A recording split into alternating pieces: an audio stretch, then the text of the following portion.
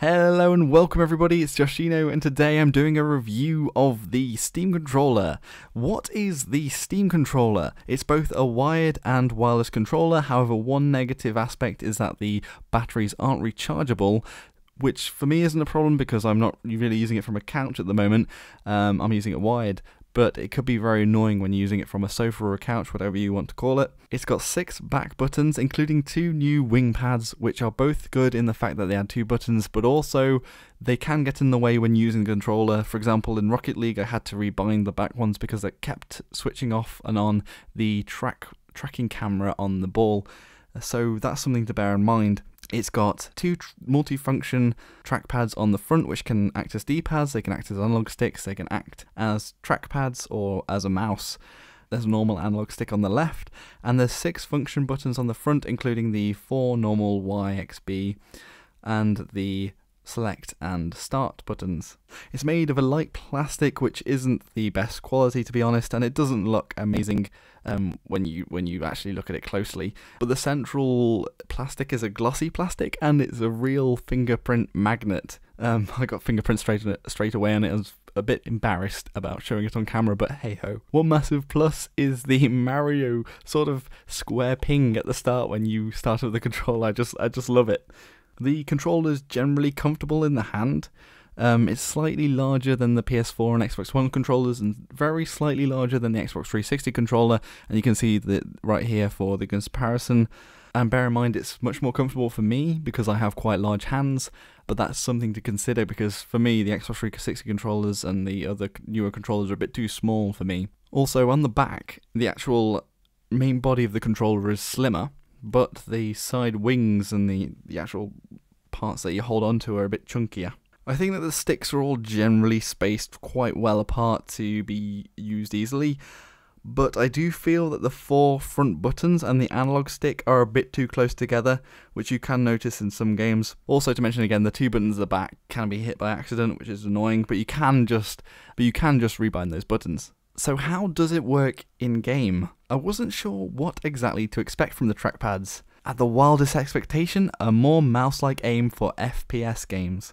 However, after a lot of testing, I think that whilst the trackpad is much more like a mouse for accuracy, it has its limitations. By the way, in the settings for the right trackpad, you really need to change it to mouse rather than the trackball, otherwise there'll be a acceleration which is quite annoying and the aim will go everywhere. So I began playing CSGO, perhaps the biggest challenge for a controller, requiring much more finite twitch aim to be supreme, and whilst I was able to beat out the hardest bots offline, the limitations were obvious. The trackpad is very much like using a mouse.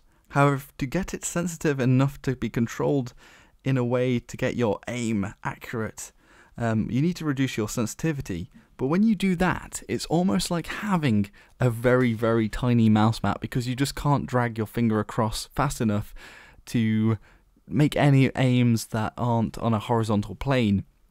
I actually found it quite easy to get headshots on enemies when they were sort of lined up in horizontally, and that wasn't too difficult.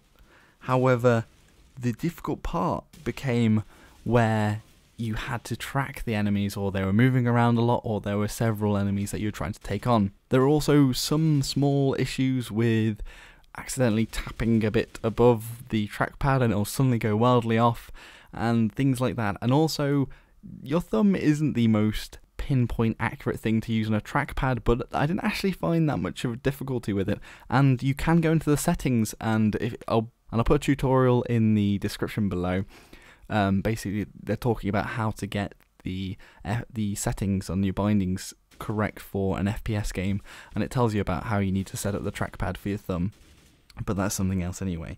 And saying all of this, I was able to play casual online without being the worst player on the server, but that may say something else for the other player's skill, to be fair. And to be honest, it was a little more difficult on Planetside 2, where enemies were above, behind and everywhere, and also health is higher, so you have to track the targets, not like CSGO where you might get the one-hit kill with a headshot, so you need to get more hits on somebody and keep your cursor on them for longer. And I can see this being the same issue for Battlefield and any other game, or any other games like probably the new Star Wars Battlefront as well. Although I can see the controller being fine for taking on AI and just generally all single player FPS games. So moving on from FPS, which I am most familiar with, the real reason and goal I think Valve were aiming for was that they wanted to make the Swiss Army knife of controllers. The phrase "play all your Steam games from your couch" comes to mind, emphasizing the all, and that's on the side of the box. Valve wanted a controller that could play everything, and quite frankly, I think they've mostly achieved that brief.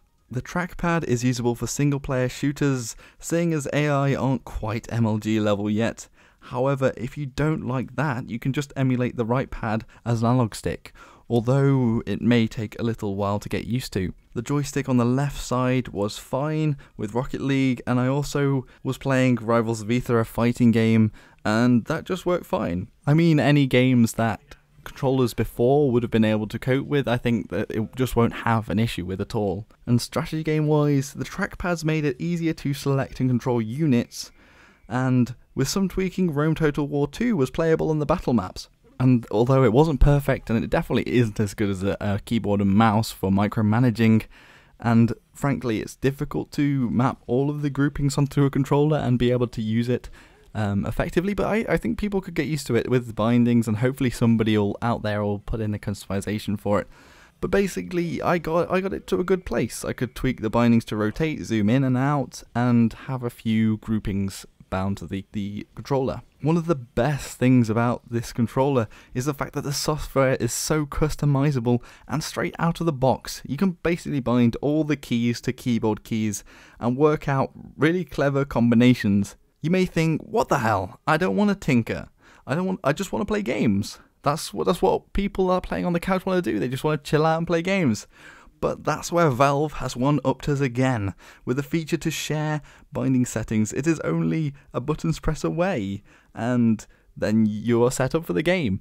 And I'm sure that this will just get more and more populated with bindings as the Steam controller ages. At the moment there's a few games that don't really have any bindings on there, but I think people will work out clever ways to play the game and will share them. And as I said, I've linked some channels below that are going about trying to share some settings for games, and it is just generally good how well the menu is accessible. When you're playing a big picture mode, you just hit that middle button on the front of the controller, the Steam symbol, and it will bring you up onto the menu, and from there you can quickly just go through all of the customizations on the controller on the fly. And you could literally just change the customizations if you wanted to whilst you're playing. I don't know why you would, but you can. I think that's the point of the controller. You can with this controller. Everything you can. So, in conclusion, whilst being able to compete competitively with a controller against FPS players online may still be a fantasy, what Valve have brought to us is the Dr. Gadget of controllers. It has extreme customization, whilst also having the ease of access through the community submissions. It can play almost every game on the Steam library, well, mostly single player games, and personally I think people have been maybe focusing on the fact that it isn't this groundbreaking controller that can compete online and will make it so that players can compete with the keyboard and mouse, which may just never happen, to be quite frank.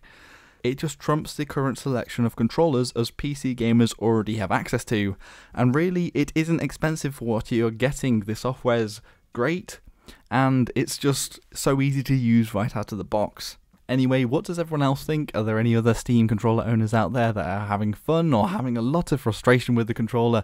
What's everyone's opinion? Thank you all very much for watching. Please like, comment, subscribe. Until next time, everybody, Joshino.